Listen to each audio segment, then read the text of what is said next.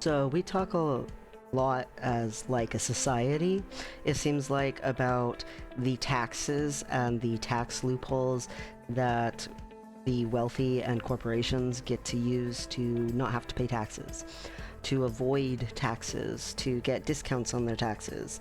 Oh, they own real estate, but there's a loan on the real estate, so all that rental income that's coming in, they don't have to pay taxes on it up to how much they're paying on the loan on the real estate.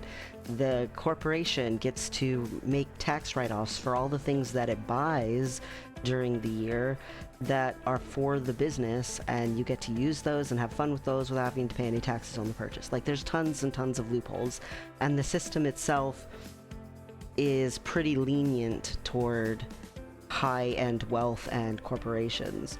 Like, the wealthiest quote-unquote tax bracket is higher than the corporate wealthiest tax bracket. So an individual ends up paying a higher amount in taxes for anything that they are taxable for than a corporation does. We talk about this stuff. As a society, we say, oh yeah, tax the rich, oh, make them pay their fair share, the billionaires, blah, blah, blah. I'm more going to talk about today other things that the wealthy do to maintain their wealth in the way of hiding assets from things like legal proceedings or lawsuits. The wealthy don't just stay able to retain more of their money and more of their assets because of tax loopholes. They also use trusts. And a land trust, for instance, a wealthy person can live and do their business in one state, but because 6 months out of the year they say they're a resident of another state with kinder laws, taxes, and whatever, and that they have a home there, their property can put in a land trust in that state that is more willing to not allow their land to be touched. There are certain states that are kinder toward land ownership, and things like, for instance, say a lawsuit are not allowed to touch your property. When they go after you for all your money and they try to make you pay the amount that you were sued for in the lawsuit, they can't touch your land. And so having a second house is not just, oh, hey, I've got a vacation home, as much as, yes, it's that. It's also a way of protecting themselves. And so say they own a lot of real estate for a business, they can have the business have all of its property put into a land trust, and then all of that property is not touchable, and you can't actually trace how much property the business fully owns because it's all inside of a trust. If they have, personal assets, personal property, personal vehicles, personal, whatevers, even a business, maybe they have a business, they can literally put it into a living trust. And a living trust is extremely effective. So normally when someone passes away, if they left a will or they left some sort of written example of what they want done or whatever it is, it still can end up before a judge. If you have a vehicle that's worth up to, I think, $30,000, you can kind of get away with it. Or if you have a bunch of assets that everyone agrees to just do what's on the paper, that the person said they wanted this stuff to go to this sibling, this stuff to go to this sibling, we all agree, we're going to follow through with what it says, and all of that is worth less than, I believe, $30,000 for most states, then it's okay. You don't have to go before a judge. But anything over that, you got to go before a judge, and someone has to arbitrate, and it's a pain. So when you have to go before the judge and you have to talk about how stuff gets divvied up and ownership gets passed from a dead person's name into a living person's name and they become the beneficiary, that's called probate. And it is an automatic thing that happens unless there is a living trust. So a living trust might be a little more expensive to set up, but if you make 6 figures, you might want to have one instead of a will. Because a living trust, it goes into active mode at any point that you set up and design for it to. It could be that you didn't actually die, but maybe you got into a horrible car wreck and now you're in a coma. Maybe you became disabled. Maybe you lost cognitive functions. You don't have to actually fully die for the living trust to go into effect. And the living trust, you can put your assets in there. And if your assets are in there, they can't be touched by, say you leave stuff to a beneficiary and that beneficiary is in debt. Creditors, normally, if it's a living will or it goes to probate, can go and attack the things that you left to your beneficiary to get their money. So if you leave money or you leave assets to someone and they have debt, the creditors can go take it. So your beneficiary is not attacked by, creditors at all when you pass away. Also, the money gets divvied out in the way that you say. You could say, oh, I'm really wealthy and my kids aren't old enough yet to take over the business, so I'm going to leave in my trust, the business, and I'm going to say that they have to be a certain age with a college degree before they get on it. And they make sure that their money's not going to be mismanaged this way. They keep it in the family while also setting up a trustee to help do things for them. But the trust itself is, you can be insanely specific. You can be like, my old golf clubs go to my son except for my one putter that goes to this other son. You can be that specific. And so the wealthy can really, really pass on wealth in extremely specific ways. And they can do so while protecting the assets.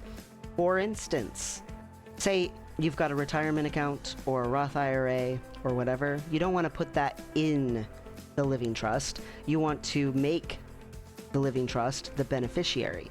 Because if the living trust is the beneficiary, it doesn't get any taxes on it.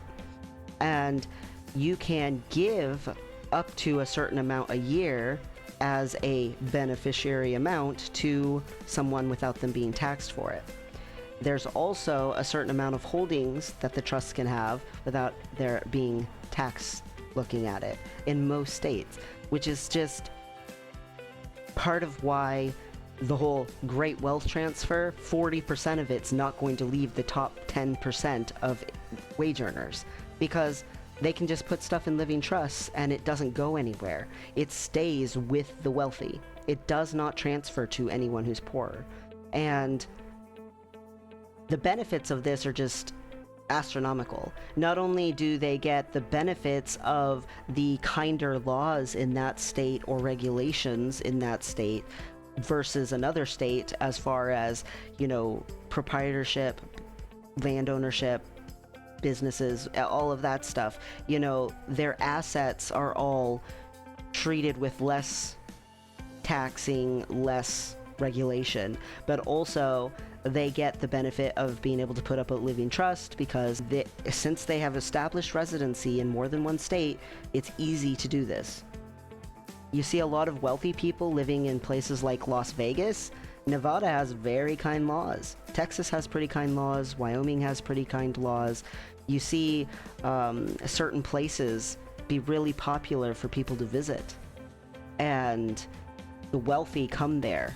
And you're like, man, why is there this wealthy playground here where the rich just, relax? And it used to be like a podunk nowhere place, and it was just nature. And look at the laws in the state that are kind to business owners and people with corporations and stuff. They might spend part of the year in Las Vegas and then part of the year in Los Angeles. They might spend part of the year in Seattle and part of the year in Wyoming. They might spend part of the year in New York, part of the year in Texas. Like, you don't know. It's very hard when a lawsuit gets brought against a corporation or a person, because when they go to do a lawsuit, you have to look for assets for knowing how much to sue for. But if everything's hidden inside of trusts, that is something that's an asset, it's really hard to do that. Really hard to do that. And certain things are already protected unless you legally petition for them to be revealed and it gets approved, like tax returns. IRS and stuff like that. So, your bank accounts. Nobody can just walk into the bank and say, hey, I need to see this because I'm looking to sue this person. That's not how that works. So you have to make a guess. And the person might look wealthy, but since you don't know because their assets are all hidden, you end up taking a settlement. And so the wealthy not only are avoiding taxes, the wealthy are not only having to avoid risking any of their wealth not going to the beneficiaries that they want, or having assets hidden away into places that make them even less taxable, but also when they're sued, are able to retain tons of money that you can't nail down. You don't know how much money they have until the legal proceedings have actually gotten to the point where they've declared that yes, they have to pay you. At that point, you can see how much they have. But until you get to that point in the legal proceedings, you can't look. And your lawyer just makes a guess. And so every once in a while, you end up with someone taking those legal proceedings all the way, and it turns out that the corporation was actually in extreme debt and they can't pay you anything. Sometimes people avoid the settlement, and because the corporation or the wealthy person can afford such a good lawyer, you end up getting less than you would have settled for. But the settlement that they offer you is always going to be something that they can afford to settle for and still think that they can keep themselves afloat. 99% of lawsuits end up being settled outside of court. It's very interesting also that most settlements, not all, but very many settlements are actually paid by insurance and not even by the corporation or the wealthy person. Insurance will cap out at a certain point, and so the most you can get out of the situation is what insurance will say. So this person might have like $6 million, you don't know about it because your lawyer cannot find them because they're in trusts, and so there's nothing they can do. So you have to take insurance saying, oh yeah, I'm gonna give you 100,000 because you don't know about the 6 mil. The wealthy can retain their wealth in way more ways than just tax systems. And yes, tax systems definitely are a thing for sure.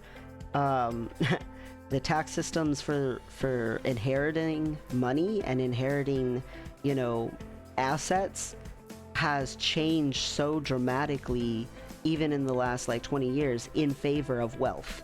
It used to be less than $1 million and it could start being taxed, and now it's up to 12 million something and it's not taxed. If it's assets and if it's an estate. If it's an estate being inherited, that change has been very rapid.